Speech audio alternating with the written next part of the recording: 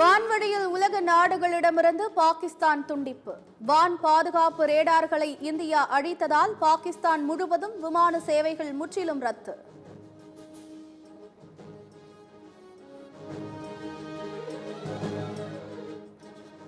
ராணுவ தாக்குதலை பாகிஸ்தான் அதிகரித்தால் தக்க பதிலடி கொடுக்கப்படும் என இந்தியா எச்சரிக்கை. ராணுவ மோதல் அதிகரிப்பை இந்தியா ஒருபோதும் விரும்பவில்லை என வெளியுறவு செயலாளர் விக்ரம் மிஸ்ரி விளக்கம். இந்தியா பாகிஸ்தான் எல்லையில் குவிக்கப்படும் இந்திய படைகள். சிஆர்பிஎஃப் வீரர்கள் கூடுதலாக ஜம்மு காஷ்மீருக்கு அனுப்பி வைப்பு.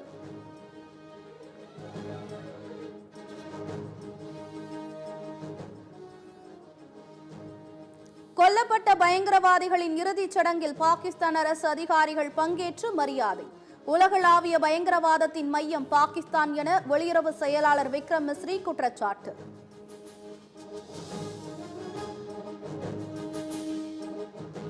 இந்தியாவின் ராணுவ நிலைகளை குறிவைத்து பாகிஸ்தான் ராணுவம் ஏவிய ஏவுகணைகள் நடுவானிலேயே அழிப்பு. பாகிஸ்தானின் வான் தடுப்பு அமைப்புகளும் அழிக்கப்பட்டதாக கர்னல் சோஃபியா குரேஷி அறிவிப்பு.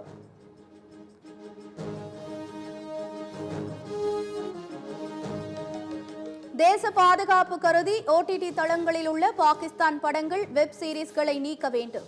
இந்திய ஓடிடி தளங்களுக்கு மத்திய தகவல் மற்றும் ஒலிபரப்புத்துறை அமைச்சகம் உத்தரவு.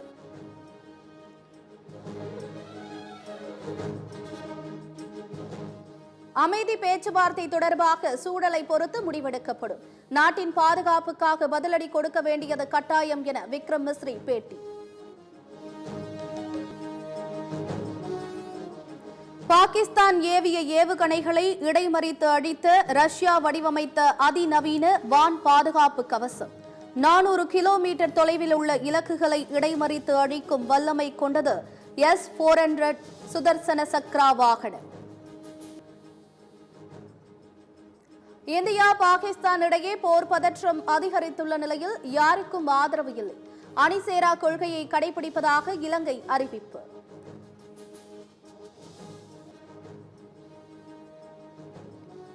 நாடு முழுவதும் நாளை காங்கிரஸ் சார்பில் ஜெய்ஹிந்த் யாத்திரை. ஆபரேஷன் சிந்தூர் வெற்றியை தொடர்ந்து யாத்திரை நடத்த காங்கிரஸ் முடிவு.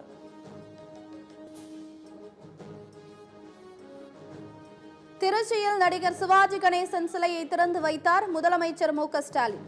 சிவாஜி கணேசனின் உருவப்படத்திற்கு முதலமைச்சர் மலர் தூவி மரியாதை.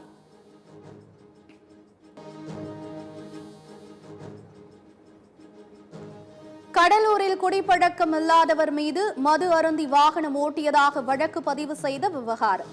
பாதிக்கப்பட்டவருக்கு 1 லட்சம் ரூபாய் இழப்பீடு வழங்க மாநில மனித உரிமை ஆணையம் உத்தரவு. நடிகர் சிவாஜியின் அன்னை இல்லம் ஜப்தி உத்தரவை ரத்து செய்த தனி நீதிபதியின் உத்தரவுக்கு தடையில்லை. தனி நீதிபதியின் உத்தரவுக்கு தடை விதிக்க உயர்நீதிமன்ற 2 நீதிபதிகள் அமர்வு மறுப்பு.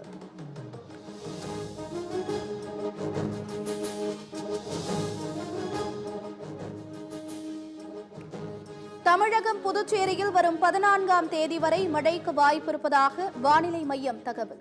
அதிகபட்ச வெப்பநிலை இயல்பை விட 2 முதல் 3 டிகிரி செல்சியஸ் வரை அதிகரிக்கும் என கணிப்பு.